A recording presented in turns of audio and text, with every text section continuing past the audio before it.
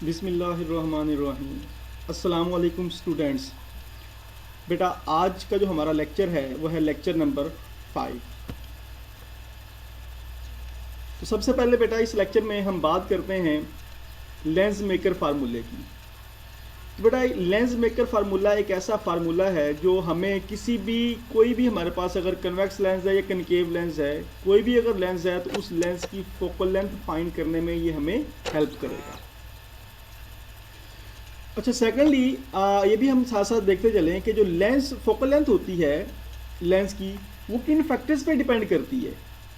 तो याद रखिएगा, वो यहाँ पे कुछ फैक्टर्स लिखे हुए हैं, मैं उनको बता देता हूँ। सबसे पहले जो फोकल लेंथ है किसी भी लेंस की, वो डिपेंड करती है refractive index of material of the lens, यानी कि वो मटेरियल जिस मटेरियल से लेंस को बनाया गया है, तो लेंस की जो फोकल लेंथ है वो लेंस के मटेरियल पे भी डिपेंड करती है। तो नॉर्मली जो है वो उसको हम लोग N2 से रिप्रेजेंट किया करेंगे फार्मूले के अंदर। इसी तरह लेंस जो फोकल लेंथ है वो सराउंडिंग मटेरियल के रिफ्रैक्टिव इंडेक्स पे भी डिपेंड करती है, यानी कि जो लेंस है, इस लेंस के सराउंडिंग जो मटेरियल है वो एयर हो सकता है, वाटर हो सकता है, या कोई और मटेरियल हो सकता है, तो उसके भी रिफ्रैक्टिव इंडेक्स के ऊपर जो है वो फोकल लेंथ डिपेंड करती है। तो नॉर्मली जो सराउंडिंग का मटेरियल का जो रिफ्रैक्टिव इंडेक्स है उसको हम लोग N1 से डिनोट करते हैं फार्मूले के अंदर। And third one is radii of curvature of the two surfaces. जो लेंस की दो सर्फेसिस हैं, एक फ्रंट सर्फेस है और एक रेयर सर्फेस है, तो उनके रेडियस ऑफ कर्वेचर के ऊपर भी जो फोकल लेंथ है लेंस की वो डिपेंड करती है। जैसा कि आपको लोग नज़र आ रहा है इस डायग्राम में, अगर हम फ्रंट सर्फेस का नाम उसको S1 कह दें तो उसका जो रिफ्रैक्टिव इंडेक्स होगा तो वो होगा R1, ठीक है। और जो हमारे पास सेकंड सर्फेस है जिसको हम S2 बोलेंगे, उसका जो रिफ्रैक्टिव इंडेक्स होगा बेटा उसको हम लोग लिखेंगे R2। तो R1 is the refractive index of front surface and R2 is the refractive index of rear surface of the lens. अच्छा, N1 जो है वो बेसिकली सराउंडिंग मटेरियल का रिफ्रैक्टिव इंडेक्स होगा और N2 जो है वो लेंस का जो मटेरियल है उसका रिफ्रैक्टिव इंडेक्स होगा। तो अब लेंस का जो फार्मूला है वो जैसा कि आपको स्क्रीन पे नज़र आ रहा है वो है 1/f is equal two into N2/N1 - 1 and into 1/R1 - 1/R2, ठीक है। तो ये जो है ये एक जनरल फार्मूला है बच्चों।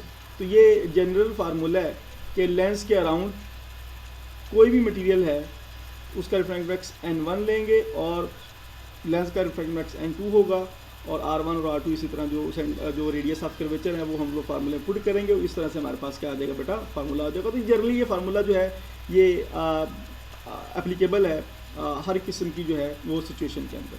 लेकिन अगर हम लोग थोड़ा एक स्पेशल केस देख लें, और स्पेशल केस क्या है कि अगर ये लेंस जो है इसको मैंने प्लेस किया हो एयर के अंदर, यानी स्पेशल केस है कि अगर ये लेंस एयर में हो other than any other material, तो उस वक्त फिर हम N1 की जगह 1 पुट कर देंगे और N2 जो लेंस के मटेरियल का रिफ्रैक्टिव इंडेक्स है उसको हम लोग नॉर्मली जो N2 से जाहिर करते हैं तो उसको हम फिर N से जाहिर किया करेंगे।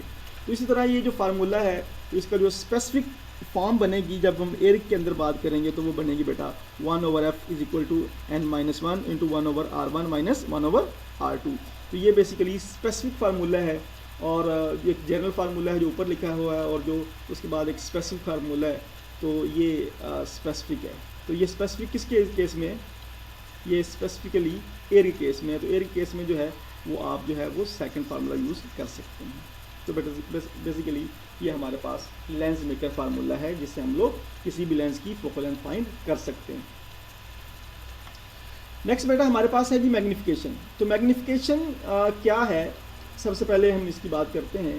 बेटा मैग्नीफिकेशन है मैग्नीफाई करना, बड़ा करना, ठीक है ना।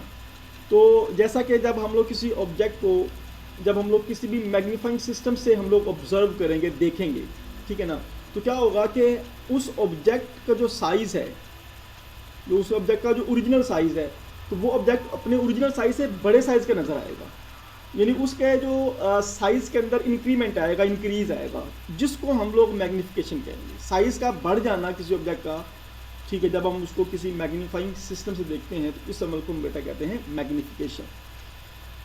तो मैग्नीफिकेशन दो तरह की होती है, लीनियर मैग्नीफिकेशन और एंगुलर मैग्नीफिकेशन। तो सबसे पहले हम लोग बात करते हैं बेटा लीनियर मैग्निफिकेशन की। तो लीनियर लाइन से निकला है, लाइन के पता लेंथ होती है, लाइन का जो है वो साइज़ होगा, लाइन की जो है वो डिस्टेंस होगा, ठीक है। लाइन चूँकि हम 2 पॉइंट्स के दरमियान जो है हम लोग खींचते हैं, तो 2 पॉइंट के दरमियान क्या होता है, डिस्टेंस ही होता है, जिसको हम एक लाइन की मदद से भी शो कर सकते हैं। तो लीनियर मैग्निफिकेशन जो है बेटा, उसको हम लोग 2 तरह से जो है वो डिफाइन कर सकते हैं। तो सबसे पहले मैं बताता चलूँ कि जो मैग्निफिकेशन होगी, चाहे वो लीनियर हो चाहे वो एंगुलर हो, उससे कोई यूनिट नहीं होगा, क्योंकि ये हमेशा रेशो हुआ करेगी सेम क्वांटिटीज़ की, जिसकी वजह से इसका कोई यूनिट नहीं बनता। तो चलें हम बात करते हैं सबसे पहले लीनियर मैग्निफिकेशन। तो उसकी जो फर्स्ट हमारे पास डेफिनेशन बनती है लीनियर मैग्निफिकेशन की, वो ये बनती है कि it is a ratio of the size of image to the size of object. अगर इमेज के साइज़ को ऑब्जेक्ट के साइज़ पर डिवाइड करें तो हमारे पास आएगी लीनियर मैग्निफिकेशन, जिसको हम लोग स्मॉल m से डिनोट करेंगे। तो ये बेसिकली फार्मूला है size of the image over size of the object. तो इस डायग्राम में आपको नज़र आ रहा है कि जो हमें जो ऑब्जेक्ट का जो साइज़ है, चूँकि ऑब्जेक्ट ए बी है तो उसका साइज़ हम ए बी लिख सकते हैं, और उसके बाद दूसरी तरफ जो है वो इमेज है ए प्राइम बी प्राइम, तो उसका साइज़ हम ए प्राइम बी लिख सकते हैं। या अगर आपने साइज़ इस तरह नहीं लिखना तो आप इस तरह भी कर सकते हैं कि अगर हमारे पास एक ऑब्जेक्ट है ए बी, तो उसका अगर हम लोग साइज़ की बात करें या उसकी हाइट की बात करें तो उसको हम लोग h0 भी लिख सकते हैं, और इमेज का जो साइज़ है या उसकी हाइट है उसको हम लोग hi भी लिख सकते हैं। तो यही फार्मूला हमारा क्या बन जाएगा, जो कि फार्मूला है ए प्राइम और बी प्राइम जो है, सॉरी ए प्राइम और बी प्राइम है, बेसिकली ये इमेज का साइज़ है, इसलिए इसको हम लोग hi भी लिख सकते हैं, डिवाइडेड बाय जो ए बी है is the size of object, इसको हम लोग h0 भी लिख सकते हैं, ठीक है। तो ये बेसिकली हमारे पास लीनियर मैग्निफिकेशन का फार्मूला नंबर 1 आ गया। तो इसको हम लोग एक और तरह से भी डिफाइन कर सकते हैं लीनियर मैग्निफिकेशन को, वो है कि अगर हम लोग डिवाइड कर दें इमेज के डिस्टेंस को ऑब्जेक्ट के डिस्टेंस के साथ, तो जो हमारे पास आंसर आएगा वो बेसिक एग्जैक्टली इक्वल आएगा, ठीक है ना। अगर हम लोग साइज़ इमेज के साइज़ को और ऑब्जेक्ट के साइज़ को डिवाइड करें तो सेम मेरे पास ये रेशो सेम आएगी, यानी कि इमेज और ऑब्जेक्ट की साइज़ की रेशो बराबर आएगी इमेज और ऑब्जेक्ट के डिस्टेंस की रेशो की। इसलिए ये सेकंड डेफिनेशन बनती है कि अगर हम इमेज और के डिस्टेंस को अगर हम डिवाइड कर दें ऑब्जेक्ट के डिस्टेंस के साथ, बेटा यहाँ से भी हमारे पास क्या आएगी, लीनियर मैग्निफिकेशन आएगी। जिसका भी फार्मूला ये है कि distance of the image divided by distance of the object, क्योंकि हमें पता है कि हमें जो ऑब्जेक्ट है ए बी, तो ऑब्जेक्ट का जो डिस्टेंस है उसको हम लोग u से नोट करते हैं। सॉरी ये थोड़ा सा ज़्यादा ही हमने इसको खींच दिया है। तो ये आ गया बच्चों डिस्टेंस ऑफ ऑब्जेक्ट, ठीक है ना, उसको u से नोट करेंगे, और जो इमेज का डिस्टेंस होगा बेटा उसको हम लोग v से नोट करते हैं। इस तरह से डिस्टेंस ऑफ दी इमेज को v से नोट करेंगे और डिस्टेंस ऑफ द ऑब्जेक्ट को हम लोग u से नोट करेंगे, तो हमारे पास फार्मूला बन जाएगा v/u। लेकिन इसके साथ बात याद रखें, जो लीनियर मैग्निफिकेशन के जो 2 फार्मूले हमने अभी डिस्कस किए हैं, एक साइज़ वाला है एक डिस्टेंस वाला है, तो लेकिन जो साइज़ वाला फार्मूला जब भी यूज़ करेंगे तो उसके साथ जो है वो अलामत जो आएगी वो प्लस की आएगी। लेकिन जब हम लोग बात करेंगे लीनियर मैग्निफिकेशन की और डिस्टेंस वाला जो फार्मूला यूज़ करेंगे, तो उस केस में जो है वो नेगेटिव साइन ही आएगा, ठीक है ना। ये एक डिफरेंस है दोनों रिलेशंस के अंदर, तो इसको आपने माइंड में रखना है।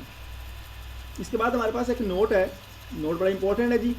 वो कहते हैं कि जब आप लोग पहले वाला फार्मूला यूज़ कर रहे होंगे ना, size of the image over size of the object वाला, तो उसमें जो है वो ऑब्जेक्ट का साइज़ पुट करना है, इमेज का साइज़ आपने पुट करना है, तो उस वैल्यूज़ पुट कर जब आप कर रहे होंगे उस वक्त आपने ख्याल लेके रखना है। वो ख्याल क्या है, वो ये है कि जिसको हम साइन कन्वेंशन भी खैर इसको बोलते हैं, वो ये ख्याल रखना है आपने कि जब भी इरेक्ट इमेज होगा ना, उस वक्त जब आपने इरेक्ट इमेज की आपने साइज़ पुट करना है तो उसके साथ आपने प्लस का साइन पुट करना है।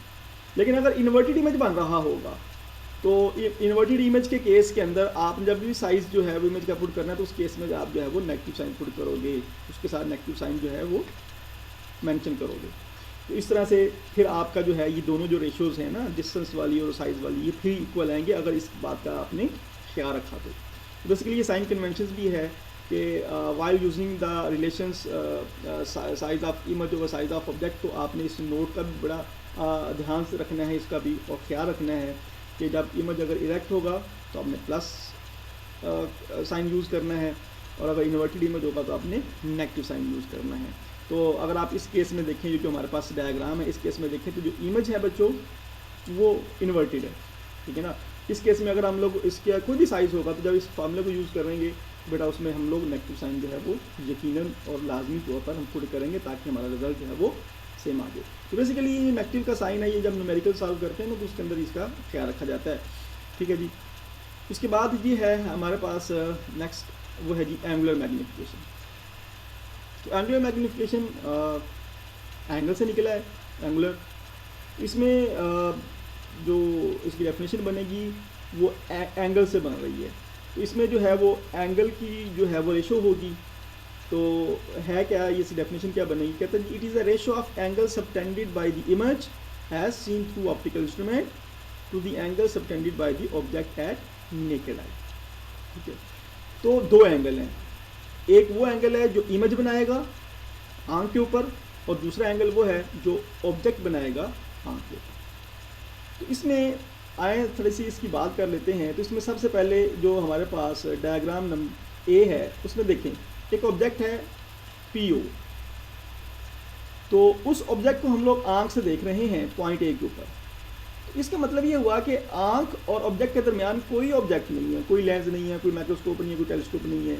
इस मतलब ये इसको बोलेंगे नेकेड आई, अननेडेड आई, बगैर किसी इंस्ट्रूमेंट के हम देख रहे हैं उसको।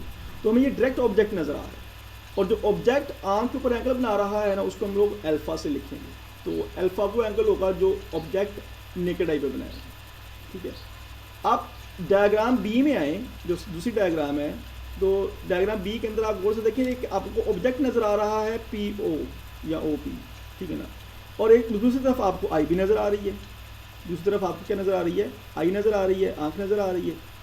तो बेटा अगर आप यहाँ पे गौर से देखें तो ऑब्जेक्ट OP और आई इनके दरमियान जो है वो लेंस आया हुआ है, कन्वेक्स लेंस, ठीक है ना। इसका मतलब है अगर हम लोग इस ऑब्जेक्ट को with the help of lens देख रहे हैं तो हमें डायरेक्टली ये ऑब्जेक्ट नज़र नहीं आएगा, बल्कि इस ऑब्जेक्ट का इमेज नज़र आएगा जो कि IQ इमेज बन रहा है इसका। इस आंख से हमें ऑब्जेक्ट OP नज़र नहीं आ रहा, बल्कि उस ऑब्जेक्ट का इमेज IQ नज़र आ रहा है। तो इसका मतलब है जो आंख के ऊपर अब एंगल बन रहा है ना वो इमेज बना रहा है, क्योंकि आंख लेंस के बहुत करीब है, ठीक है ना।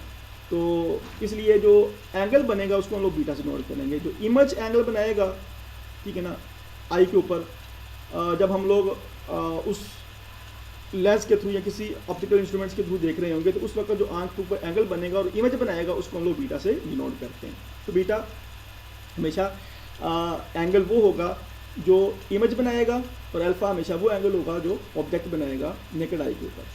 तो एंगुलर मैग्नीफिकेशन को हम लोग मैग्नीफाइंग पावर भी कहते हैं।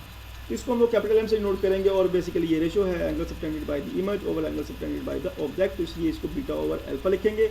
और हाँ, यहाँ पे चूँकि हम लोग मैथमेटिक्स के अंदर ये अजम्पशन यूज़ करते होते हैं कि जब एंगल वेरी स्मॉल हो तो जो टैन रेशो होती है वो एंगल के बराबर होती है, या इस तरह जो साइन रेशो होती है वो भी एंगल के बराबर होती है। तो इसलिए जो रेशो बीटा और अल्फा है इसको हम यू भी लिख सकते हैं tan beta over tan alpha, ठीक है जी। तो ये बेसिकली हमारे पास एंगुलर मैग्नीफिकेशन का फार्मूला आ गया और इसका भी कोई यूनिट नहीं होता, ठीक है। आज के लेक्चर के अंदर हमने 3 फार्मूले डिस्कस किए हैं। एक हमने डिस्कस किया है लेंस मेकर फार्मूला, उसके बाद हमने डिस्कस किए हैं लीनियर मैग्नीफिकेशन के 2 फार्मूले डिस्कस किए हैं। एक साइज़ वाला है और दूसरा जो है वो डिस्टेंस वाला है। इसी तरह हमने थर्ड वन इज़ हमने एंगुलर मैग्नीफिकेशन का जो फार्मूला है वो डिस्कस किया है, ठीक है जी। तो बेटा ये तो था बेटा आज का लेक्चर।